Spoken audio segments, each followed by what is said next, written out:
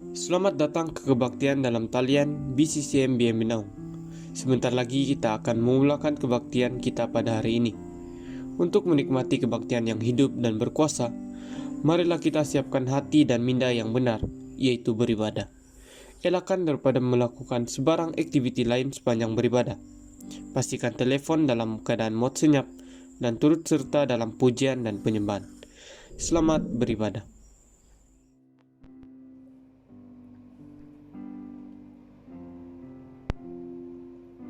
Salam, saudara-saudara, selamat pagi, selamat beribadah di dalam nama Tuhan kita, Tuhan Yesus.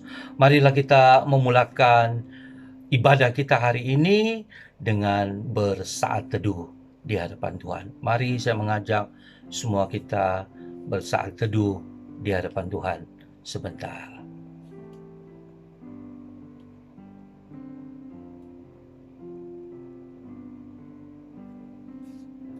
Ibadah kita hari ini kita mulakan di dalam nama Allah Bapa, Anak, dan Roh Kudus. Turunlah kiranya anugerah dan kasih karunia daripada Tuhan kita, Tuhan Yesus Kristus. Amin. Shalom, selamat pagi semua. Selamat beribadah kepada semua jemaat BCCM Binaum dimanapun Anda berada pada hari ini. Mari kita siapkan hati kita pada saat ini. Mari kita mengangkat pujian yaitu dalam lagunya Manis Kau Dengar.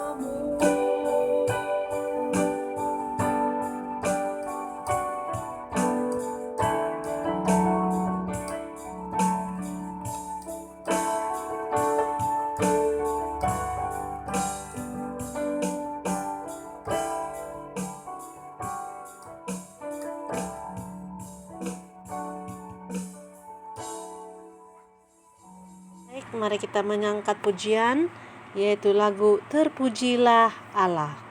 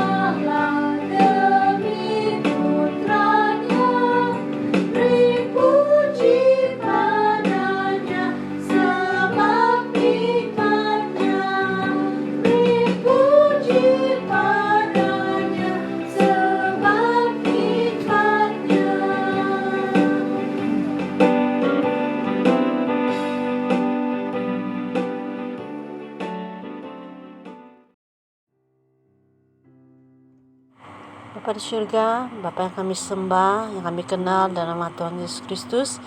Pada saat ini Tuhan, kami datang padamu dengan segala ucapan syukur dan terima kasih kami atas segala kebaikan-Mu Tuhan, atas segala berkat yang kami terima daripadamu.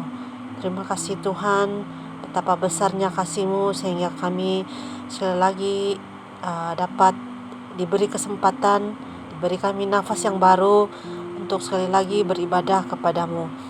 Tidak kira secara audio ataupun secara fisikal, mau bagaimana sekalipun keadaan kami bersyukur sebab kami dapat datang kepadamu Tuhan.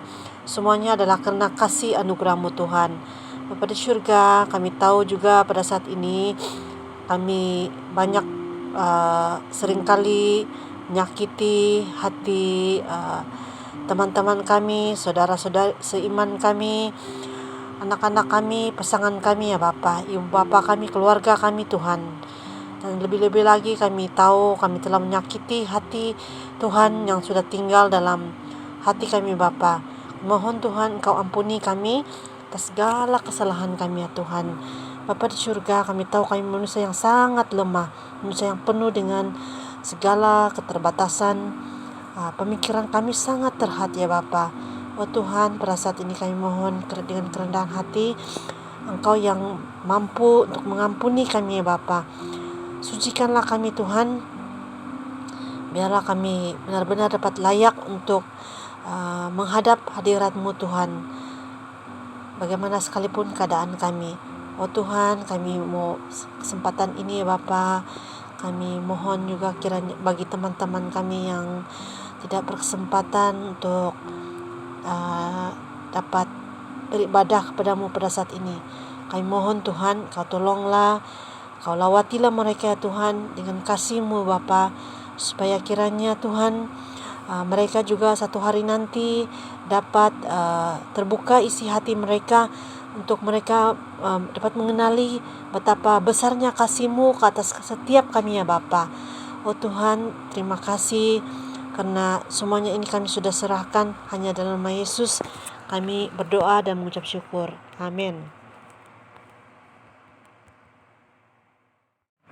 Pembacaan Alkitab kali ini akan dibawakan oleh Saudari Rosita. Dipersilakan. Shalom, pembacaan kita pada hari ini diambil dari Roma pasal 5 ayat 6 hingga 10. Karena waktu kita masih lemah, Kristus telah mati untuk kita orang-orang durhaka pada waktu yang ditentukan oleh Allah. Sebab tidak mudah seorang mau mati untuk orang yang benar, tetapi mungkin untuk orang yang baik ada orang yang berani mati. Akan tetapi Allah menunjukkan kasih-Nya kepada kita, oleh karena Kristus telah mati untuk kita ketika kita masih berdosa. Lebih-lebih karena kita sekarang telah dibenarkan oleh darah-Nya, kita pasti akan diselamatkan dari murka Allah. Sebab jikalau kita ketika masih seteru diperdamaikan dengan Allah oleh kematian anak-Nya, lebih-lebih kita yang sekarang telah diperdamaikan pasti akan diselamatkan oleh hidup-Nya. Demikianlah pembacaan kita. Berbahagialah orang yang mendengar serta melakukannya. Mari kita membuat pengakuan iman rasuli bersama-sama. Aku percaya kepada Allah, Bapa yang Maha Kuasa, Khalik langit dan bumi, dan kepada Yesus Kristus, Anak-Nya yang tunggal, Tuhan kita, yang dikandung daripada Roh Kudus, lahir dari anak darah Maria, yang menderita sengsara di bawah pemerintahan Pontius Pilatus, disalibkan, mati dan kuburkan, turun ke dalam kerajaan maut. Pada hari yang ketiga, bangkit pula dari antara orang mati, naik ke syurga, duduk di sebelah kanan Allah, Bapa yang Maha Kuasa. Dan dari sana Ia akan datang untuk menghakimi orang yang hidup dan yang mati. Aku percaya kepada Roh Kudus, gereja yang kudus dan persekutuan orang kudus, pengampunan dosa, kebangkitan daging, dan hidup yang kekal. Amin. Baiklah, sekarang sebelum kita mau mendengar firman Tuhan, mari kita menyanyikan bersama-sama, yaitu lagu Aku Hendak Bersyukur pada Tuhan. Aku hendak bersyukur pada Tuhan karena keadilan-Nya, dan bermazmur bagi nama Tuhan yang maha tinggi. Ya Tuhan, Tuhan kami, betapa mulianya nama-Mu, Tuhan kami, dimuliakan atas seluruh bumi. Aku hendak bersyukur pada Tuhan karena keadilan-Nya, dan bermazmur bagi nama Tuhan yang maha tinggi.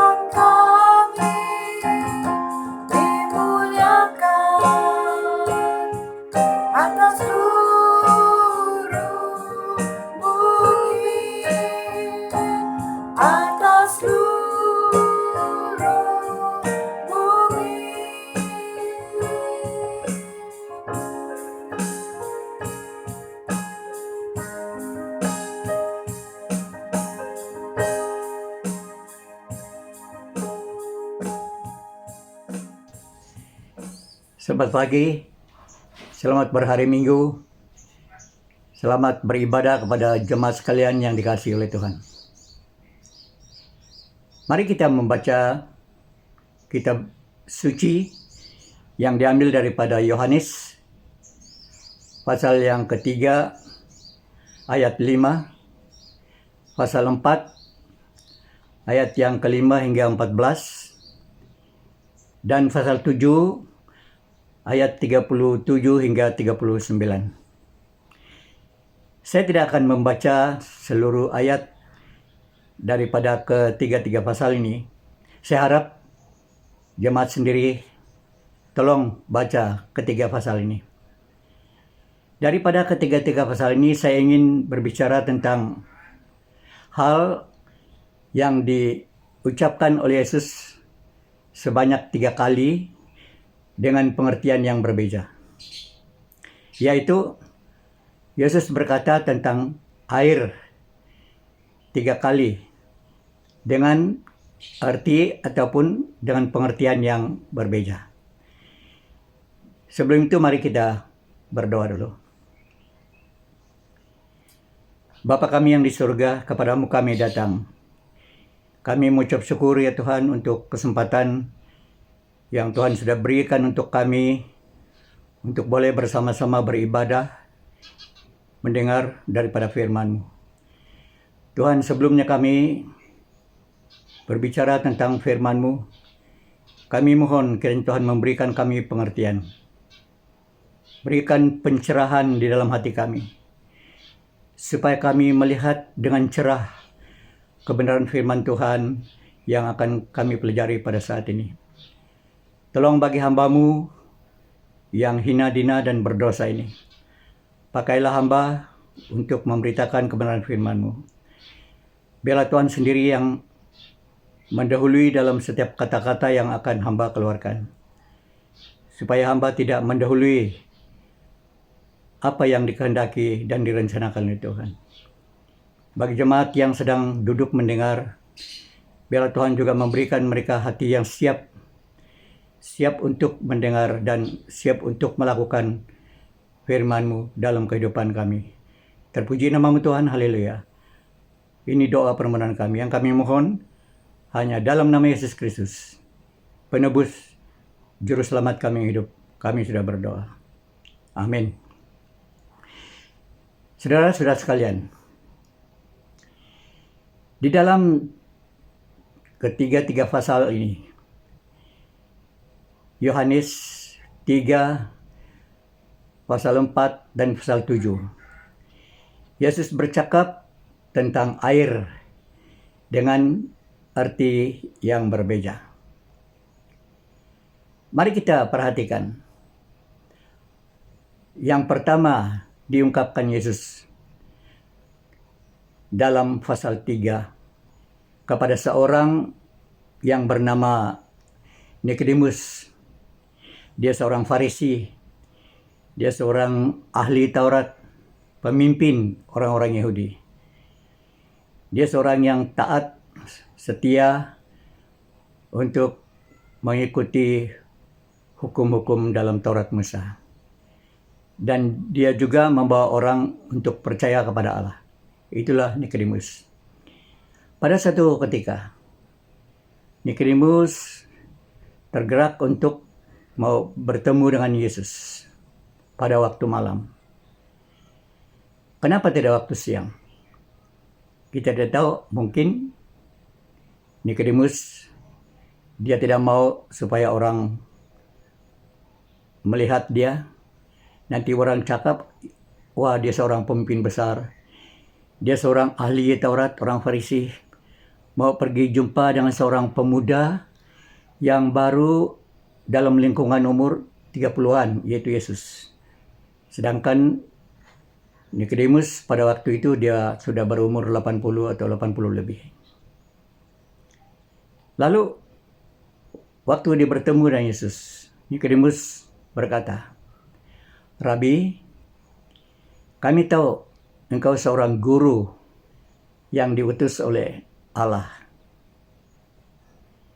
Karena tidak ada seorang pun boleh melakukan tanda-tanda yang engkau lakukan jika Allah tidak menyertai engkau? Nikodemus membandingkan ajaran-ajaran guru-guru ahli Taurat, orang Farisi, jauh berbeza daripada apa yang Yesus ajarkan. Oleh itu, Yesus tidak menolak kata-kata puji-pujian daripada Nikodemus. Yesus menjawab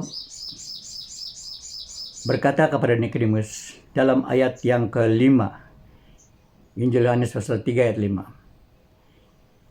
Tidak seorang pun dapat melihat kerajaan Allah jika ia tidak dilahirkan daripada air dan roh. Ini air yang pertama dia ucapkan. Tidak seorang pun yang dapat melihat kerajaan Allah jika tidak dilahirkan daripada air dan roh. Apa artinya air? Air itu melambangkan apa? Air melambangkan pembasuhan, penyucian dosa bagi seseorang yang sungguh-sungguh bertobat. Dan dia akan dilahirkan kembali. Nah, waktu Nikodemus mendengar dan dia melihat keadaan dirinya sendiri sudah tua, sudah berumur 80 lebih, lalu berkata, mungkinkah umur seperti saya ini boleh masuk lagi ke dalam rahim ibu saya, lalu dilahirkan lagi kedua kali? Tidak mungkin, kata Nikodemus. Apa yang ada dalam pikiran Nikodemus pada waktu itu ialah kelahiran manusia biasa. Yesus berkata, apa yang dilahirkan daripada tubuh atau daging juga atau tubuh juga. Apa yang dilahirkan daripada roh juga. Angin bertiup, datangnya dari mana, perginya ke mana, tidak tahu. Hanya mendengar bunyi, melihat kayu goyang, rumput goyang, menandakan bahwa ada angin. Demikianlah halnya tiap-tiap orang yang dilahirkan daripada air dan roh, kata Yesus kepada Nikodemus. Banding perkataan Rasul Petrus kepada orang-orang pendatang yang bertaburan di beberapa tempat di Pontius, Galatia, Kappadokia, Media, Asia Kecil, dan sebagainya. Mereka itu adalah orang yang dipilih oleh Allah, dikudus oleh Allah. Petrus berkata kepada mereka, kamu bukan dilahirkan daripada benih yang fana, melainkan dilahirkan daripada benih yang tidak fana, yaitu firman Allah. Firman Allah ialah firman hidup. Firman Allah ialah firman yang menghidupkan. Itulah kamu dilahirkan daripada benih yang kekal selama-lamanya. Lalu Nikodemus tidak ada respon. Dia diam-diam saja. Dia pulang, tidak dapat melakukan, tidak sanggup melakukan apa yang Yesus katakan kepadanya. Ya, artinya air di dalam pasal 3 Yohanes 5 adalah artinya pertobatan. Yang kedua, dalam pasal yang keempat, sekali lagi Yesus berbicara dengan seorang perempuan Samaria yang memang mempunyai latar belakang yang berbeza dengan Nikodemus. Nikodemus dia seorang pemimpin. Nikodemus seorang ahli dalam Taurat Musa, seorang Farisi. Tapi perempuan ini dia seorang perempuan berdosa, pelacur. Dalam perjalanan Yesus dari kota ke kota, dia singgah di satu sumur yang dinamakan Sumur Yakub. Di situ dia berehat sementara murid-muridnya pergi membeli makanan, roti untuk mereka makan. Dan pada waktu itu datang seorang perempuan Samaria yang menimba air.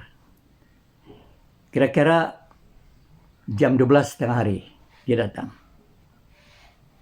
Berbeda dengan Nikodemus tadi. Nikodemus datang jumpa Yesus waktu malam. Tapi perempuan ini dia datang waktu tengah hari, waktu siang. Kenapa tidak bersama-sama dengan perempuan lain? Biasanya kalau perempuan-perempuan lain mereka pergi menimba air pada waktu pagi-pagi untuk dipakai memasak dan sebagainya.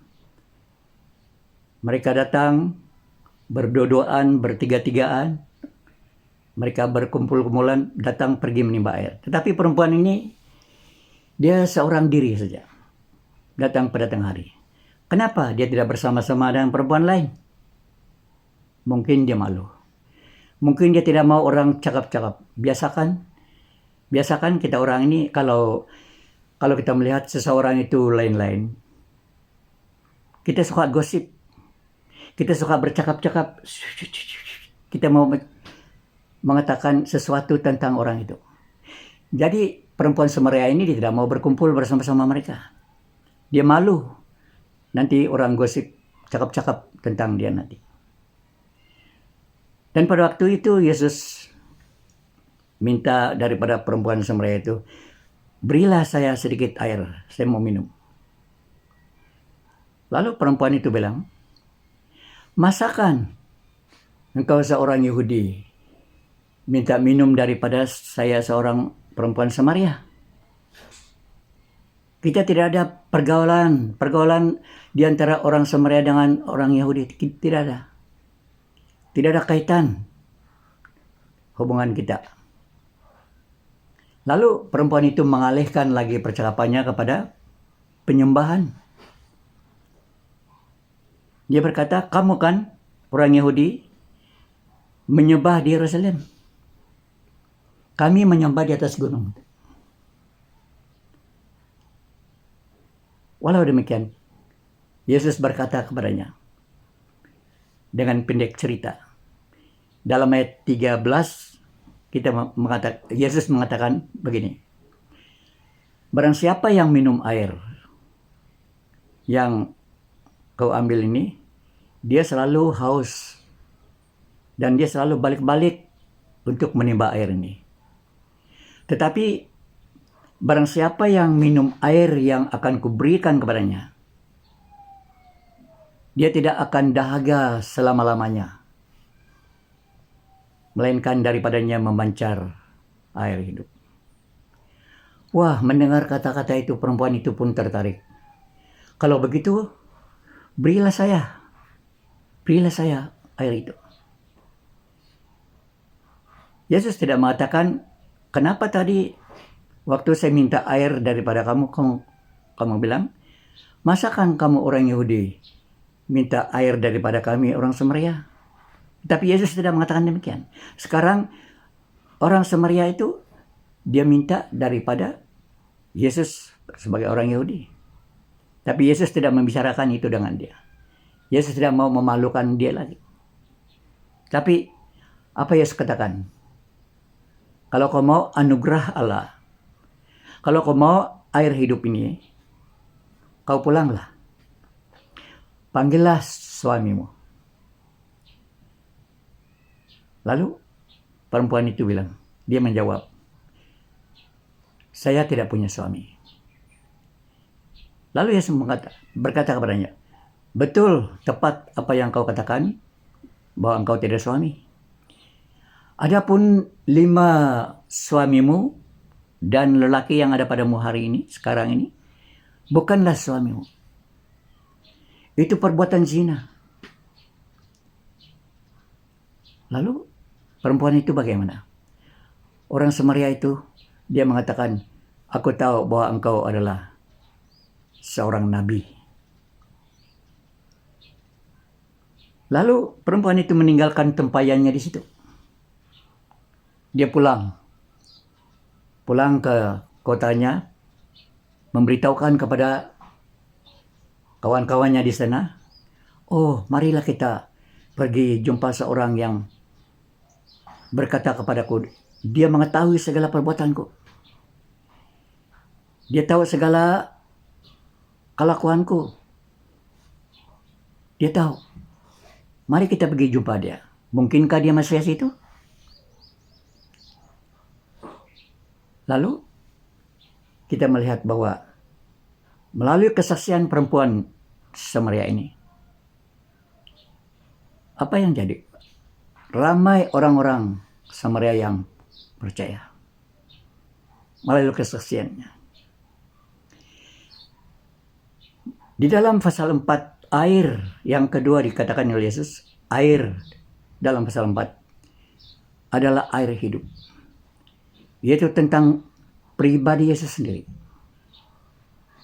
Nah, sekarang kita dapat melihat dalam kata Yesus dalam pasal 7 tentang air.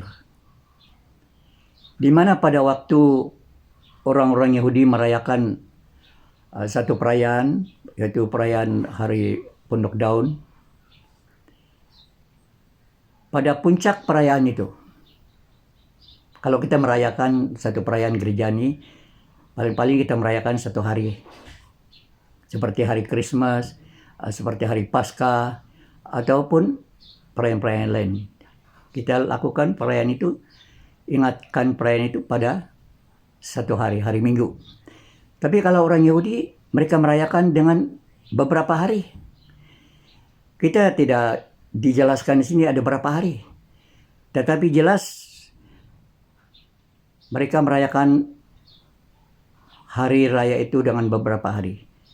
Dalam kata Yesus, pada kemuncak perayaan itu.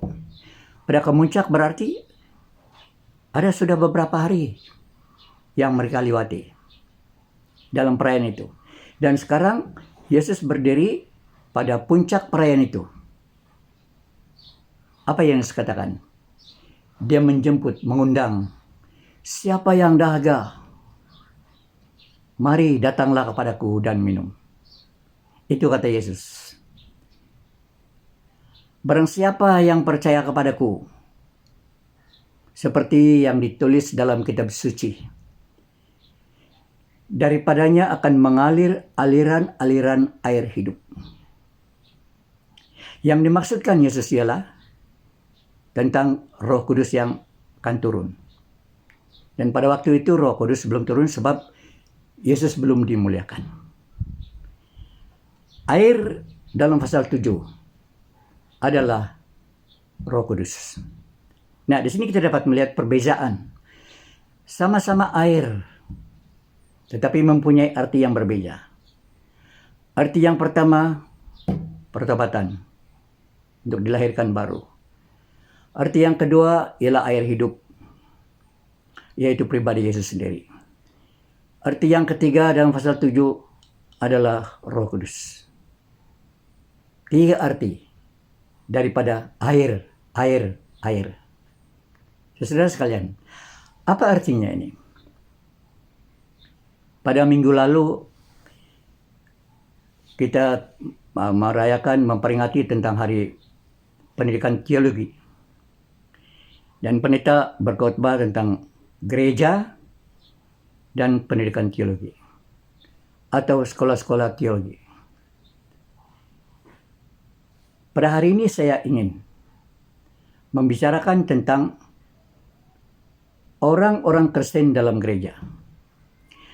Orang-orang Kristen di dalam sekolah-sekolah teologi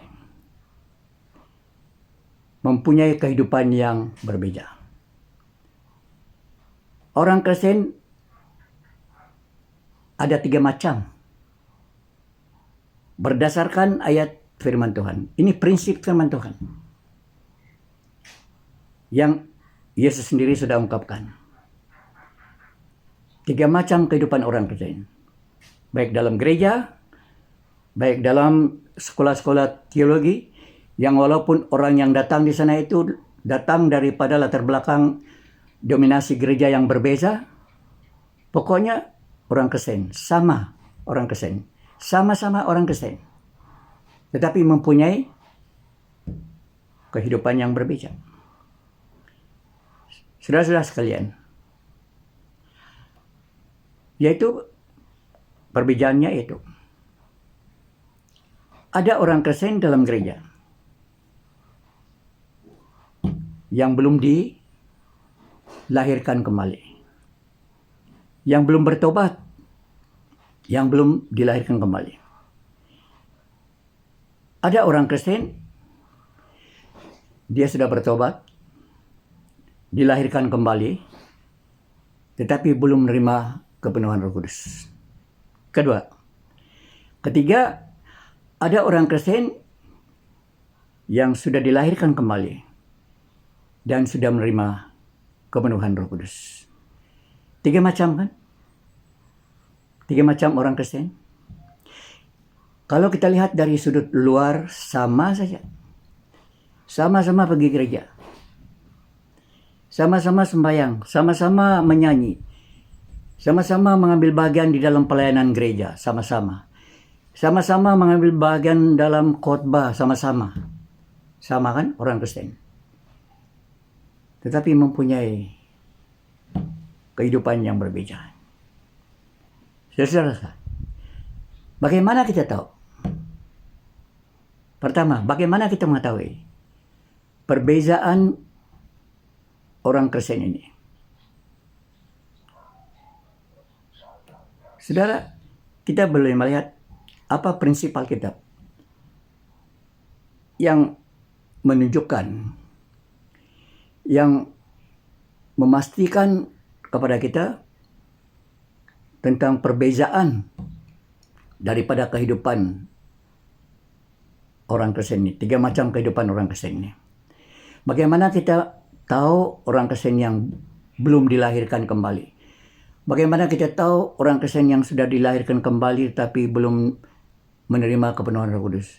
Bagaimana kita tahu orang yang sudah dilahirkan kembali dan menerima kepenuhan Roh Kudus? Bagaimana kita tahu? Kita melihat dalam Alkitab. Prinsip Alkitab.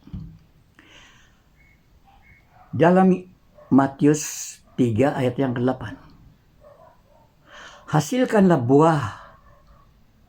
buah yang bagaimana? Hasilkanlah buah yang sesuai dengan pertobatan. Dalam Galatia 5 ayat 22 dan 23. Buah-buah roh. 9 buah roh.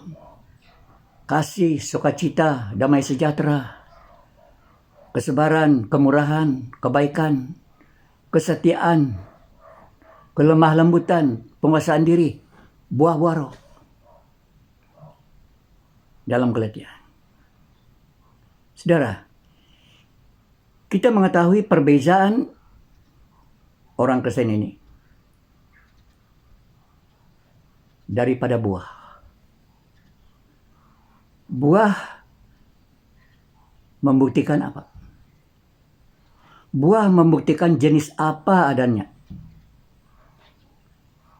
Kalau dia buah durian, pasti membuktikan pokoknya juga durian. Kalau dia buah rambutan, pasti membuktikan pokoknya juga rambutan. Buah membukti jenis apa adanya pokoknya. Dan buah juga membuktikan derajat. Sama-sama buah. Sama-sama buah durian. Atau buah pepaya, buah apa saja. Sama-sama buah.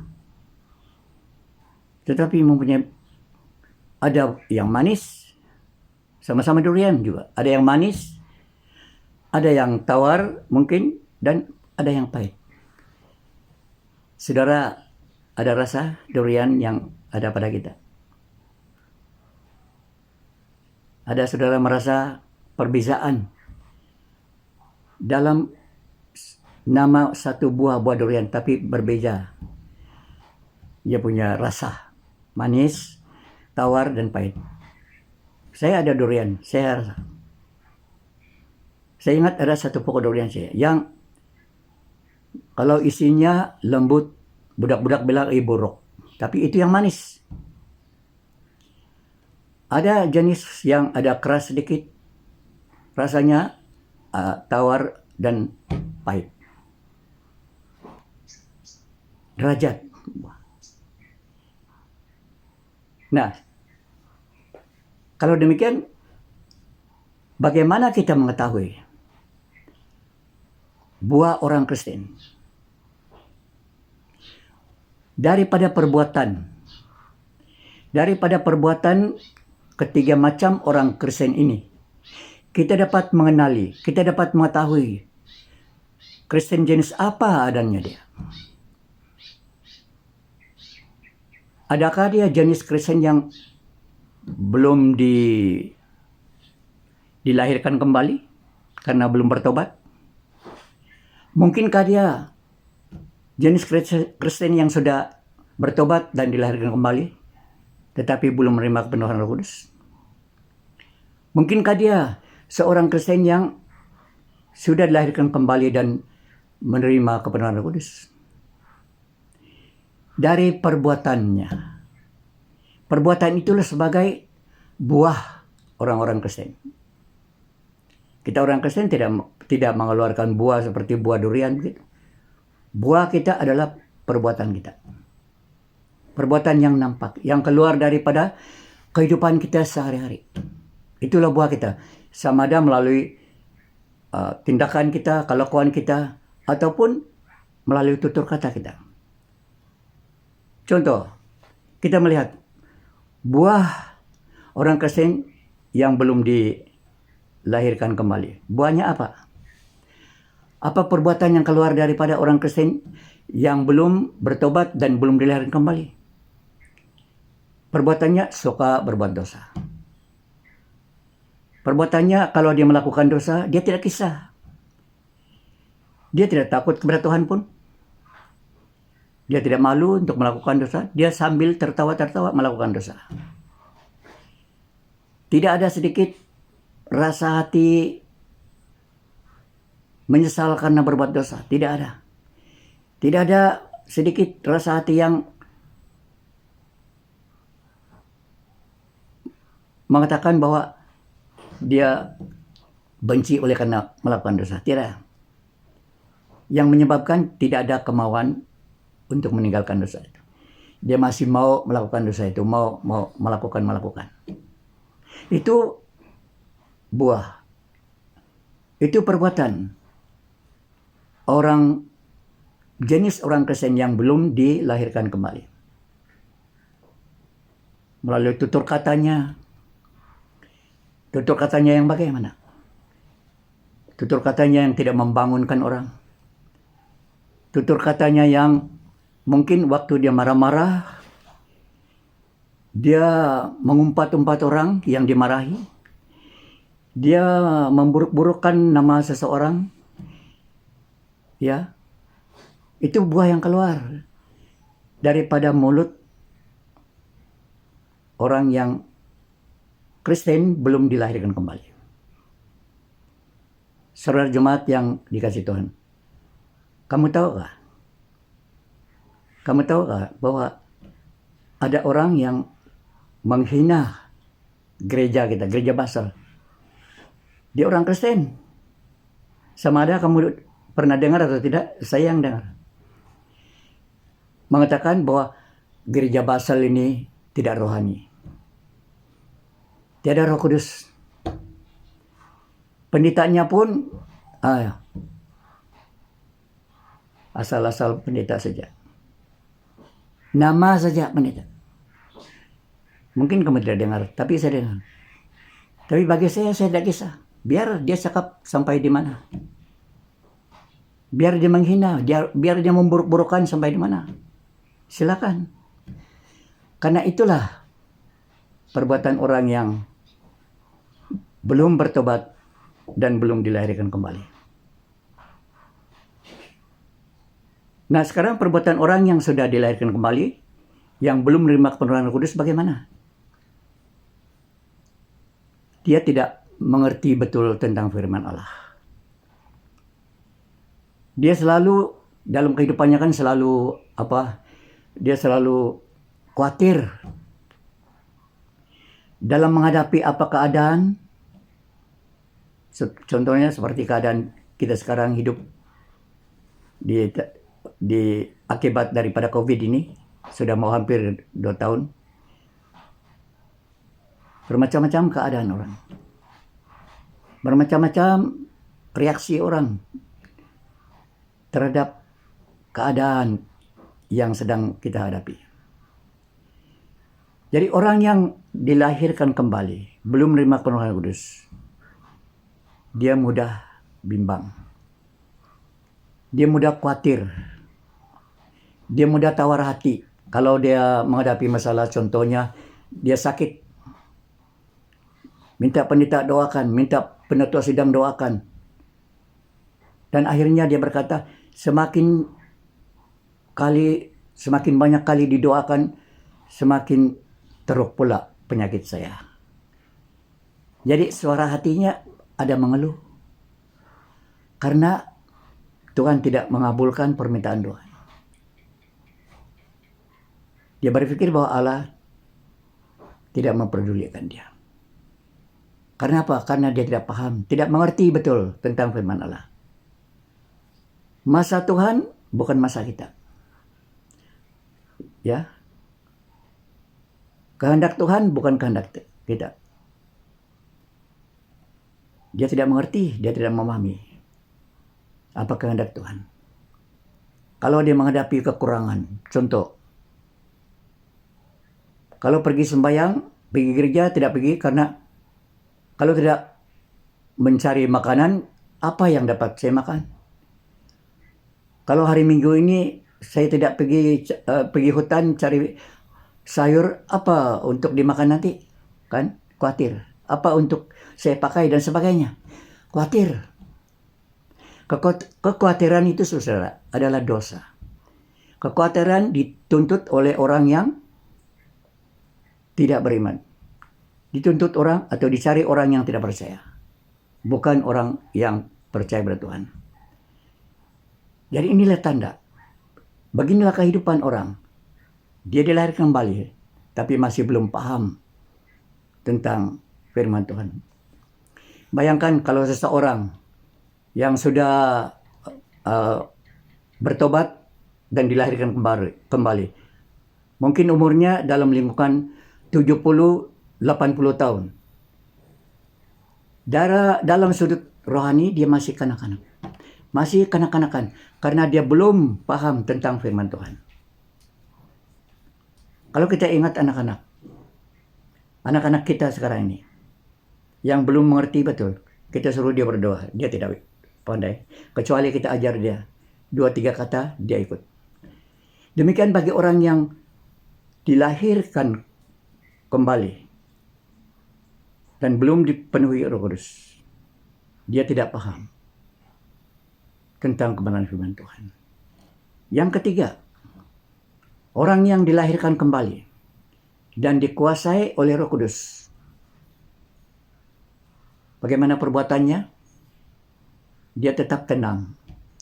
Dia berkuasa untuk mengatasi segala masalah yang dia hadapi. Dia tidak khawatir, tidak bimbang langsung, karena dia ada harapan bahwa Tuhan adalah Immanuelnya. Tuhan adalah Allah bersertanya dalam menghadapi apapun juga keadaan. Ini tanda orang yang sudah dilahirkan kembali dan dipenuhi dengan Roh Kudus. Dan saya mau jelas sedikit tentang apa artinya dipenuhi dengan Roh Kudus. Siapa itu Roh Kudus? Roh Kudus adalah salah satu oknum daripada Allah Bapa, Allah Anak. Allah Bapa, Allah yang sepenuhnya.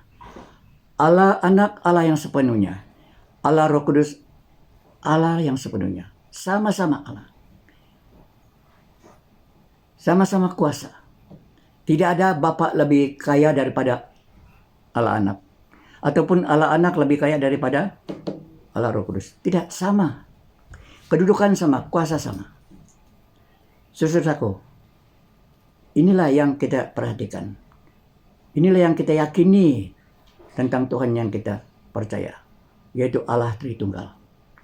Saudaraku yang dikasih dalam Tuhan, marilah kita perhatikan bagaimana kita dapat menerima kepenuhan Roh Kudus. Bagaimana? 3 langkah. Untuk terakhir saudaranya. 3 langkah. Yang pertama, dahaga atau haus. Kedua, datang kepada Yesus yang adalah sumber air. Yang ketiga, percaya kepada Yesus. Apa yang kita dengar, apa yang diajar oleh Yesus kepada kita, yakin dan percaya akan apa yang diajar oleh Yesus kepada kita. Kita akan menerima. Saudara, kalau kita tidak mempunyai hati yang lapar, haus akan kebenaran firman Tuhan, dengan usaha-usaha lain, kita tidak dapat menerima berkat daripada Tuhan. Kecuali kita haus. Seperti orang yang haus. Kita haus, bukan haus akan minum kopi. Kita haus bukan akan air dari pipe. Kita haus akan kebenaran, yaitu firman Tuhan. Baru kita datang pada Yesus yang sumber, dan yakin dan percaya akan ajaran kebenaran Yesus yang menyebabkan kita memiliki pimpinan Roh Kudus. Semoga Tuhan memberkati kita. Demikianlah firman Tuhan yang kita sudah dengar sebentar tadi. Biarlah firman Tuhan itu menjadi dasar yang teguh di dalam kehidupan kita masing-masing. Baik, mari kita mengangkat pujian bagi menyambut firman Tuhan yang kita sudah dengar sebentar tadi, yaitu penuhilah pialamu hari ini.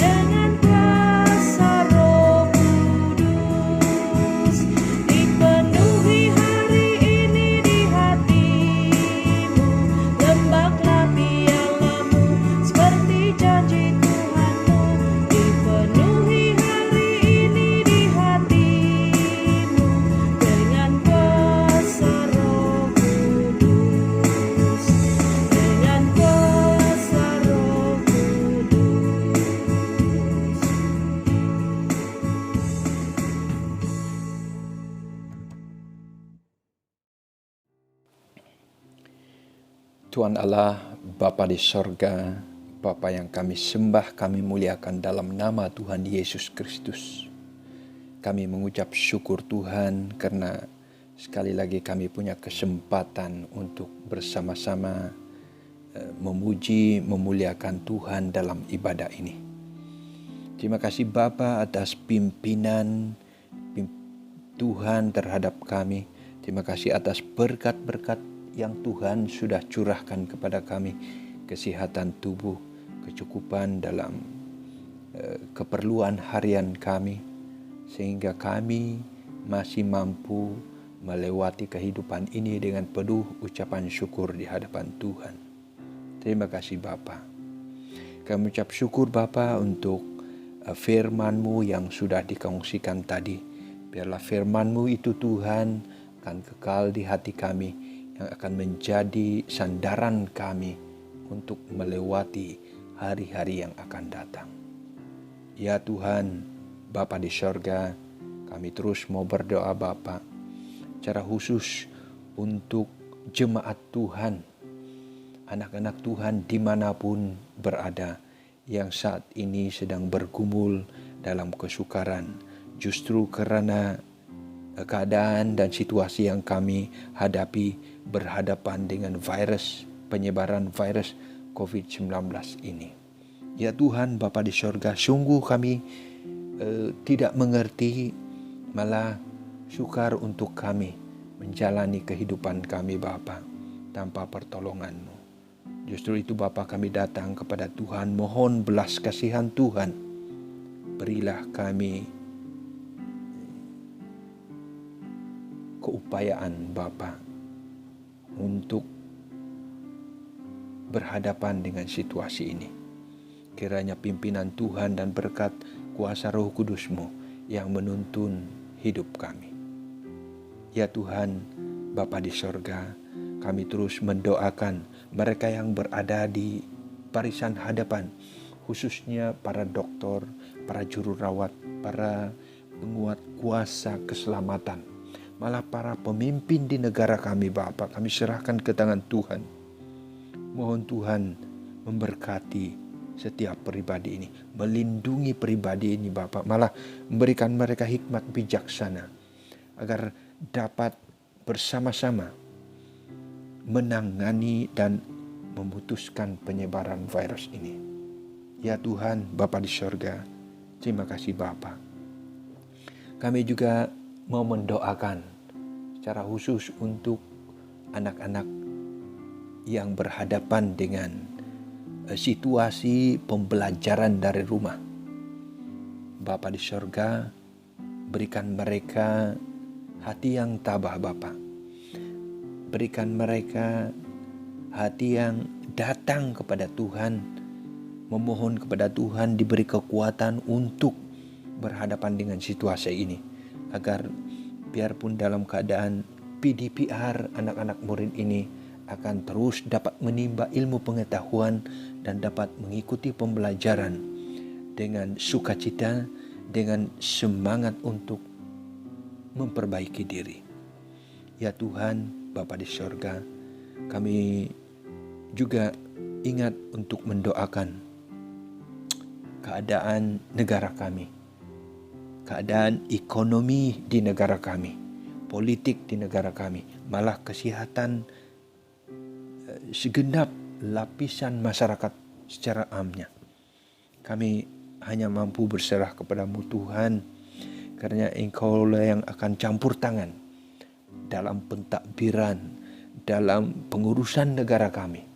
Biarlah para pemimpin negara kami diberi hikmat bijaksana untuk dapat mentadbir negara kami dengan saksama dan dapat mencari satu jalan penyelesaian untuk memulihkan keadaan ekonomi di negara kami dan kestabilan politik negara kami. Terima kasih Bapa. Ya Tuhan, Bapa di sorga, kami juga mau mengucap syukur di hadapan Tuhan. Dan biarlah berikan kami hati yang bersyukur di hadapan Tuhan dan memberikan persembahan dengan penuh sukacita, karena Tuhan sudah memimpin, sudah memberkati hidup kami sehingga kini. Terima kasih Bapa. Serahkan doa ini hanya di dalam nama Tuhan Yesus Kristus. Amin. Sekarang kita akan masuk dalam ruangan pengumuman dan saya serahkan kepada pengurusi gereja. Shalom, Selamat hari Minggu semua. Kita bersyukur karena sekali lagi kita dapat bersama-sama dengan keluarga kita, bersekutu bersama-sama ya. Oke, kita bersyukur juga karena kita dapat mendengar firman Tuhan. Semoga firman-Nya dapat menjadi kekuatan dan berkat bagi kita semua. Kita ucapkan terima kasih juga kepada Pendeta Lukas yang sudah menyampaikan firman Tuhan kepada kita semua. Oke, semoga Tuhan terus memberkati dia, memakai dia di dalam pelayanannya. Seperti biasa, laporan keuangan kita boleh lihat di buletin gereja kita ya. Dan sebenarnya ini pun sudah dimaklumkan pada minggu lalu. Mungkin ada di antara jemaat kita yang masih keliru untuk cara mengupdate persembahan mingguan kita ya. Oke, kita sama-sama belajar ini sebenarnya di dalam norma yang baru ya. Oke, kita boleh lihat link yang telah disediakan itu. Dan bagi yang menyerahkan uang tunai itu, sila tandakan tunai dan muat naik gambar persembahan dan nyatakan dengan siapa Anda serahkan uang tersebut ya. Oke, baik. Pelayanan kita pada minggu depan ini sila rujuk di buletin gereja kita. Oke, dan rekaman lagu dan sebagainya sila hantar selewat-lewatnya pada hari Kamis ya, sebab pada hari Jumat itu adalah proses untuk mengedit rekaman kita. Oke, baik. Pada minggu depan ini juga adalah merupakan hari musik. Jadi pelayanan untuk khotbah akan diambil alih oleh di Music Pusat ya. Oke, baik. Dan sesi musik kita juga di Binong ada menyediakan persembahan untuk sempena hari musik ini. Jadi diminta belia remaja, sila rekam persembahan Anda dan serahkan kepada Puan Ros ya. Baik. Dan hari ini ada kelas latihan, kelas katekisasi. Jam 2 hingga jam 4 petang yang akan diambil alih oleh Pipi Absa ya. Jadi para remaja semua sila bersedia. Baik. Dan juga persekutuan KRT kita ya pada minggu depan ini, yaitu pada hari Rabu, masa seperti biasa jam 8 malam. Pimpin dan renungan sila rujuk di buletin gereja kita ya. Jadi digalakan semua jemaat dapat terlibat semalah untuk bersekutu bersama. Terima kasih. Saya kembalikan kepada MC untuk melanjutkan ibadah kita. Sekarang kita akan mengutip uang persembahan dan mari kita menyanyikan lagu Ku Beri Yang Terbaik. Yang terbaik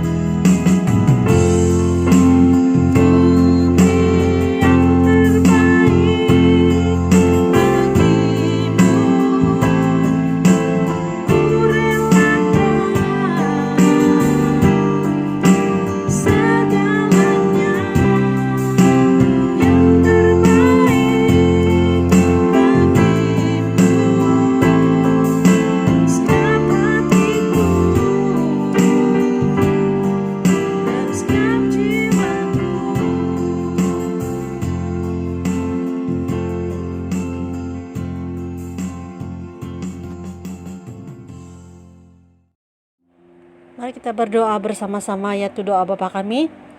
Bapa kami yang di surga, dikuduskanlah namamu, datanglah kerajaan-Mu, jadilah kehendak-Mu di bumi seperti di surga. Berikanlah kami pada hari ini makanan kami yang secukupnya, dan ampunilah kami akan kesalahan kami, seperti kami juga mengampuni orang yang bersalah kepada kami. Dan janganlah membawa kami ke dalam pencobaan, tapi lepaskanlah kami daripada yang jahat, karena Engkau yang punya kerajaan dan kuasa dan kemuliaan sampai selama-lamanya. Amin.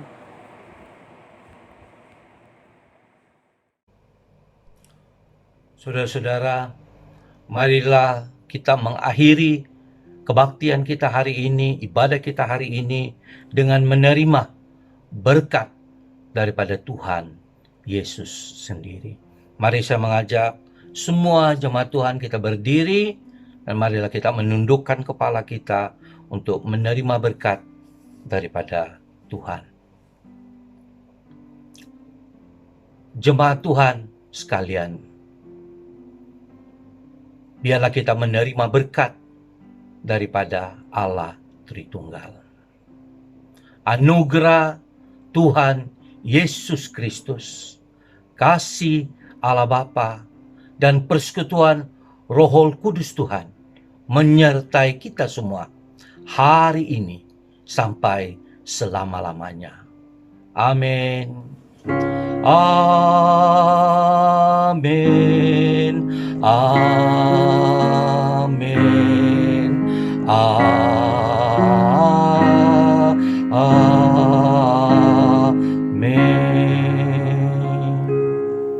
Silakan duduk. Marilah kita bersaat teduh sebentar di hadapan Tuhan.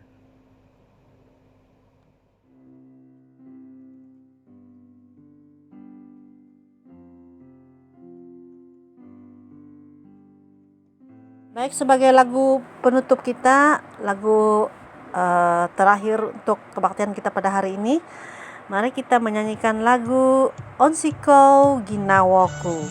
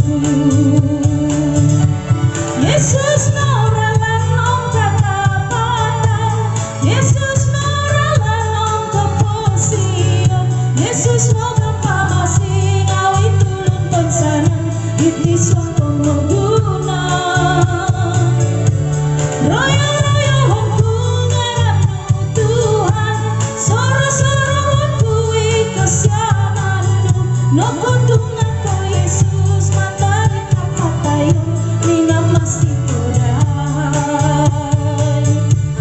Yesus nuralan ng katapatan, Yesus nuralan ng kapungsiyon, Yesus mo kapahasing awit tulad tansanan, itiswan pangnugunan.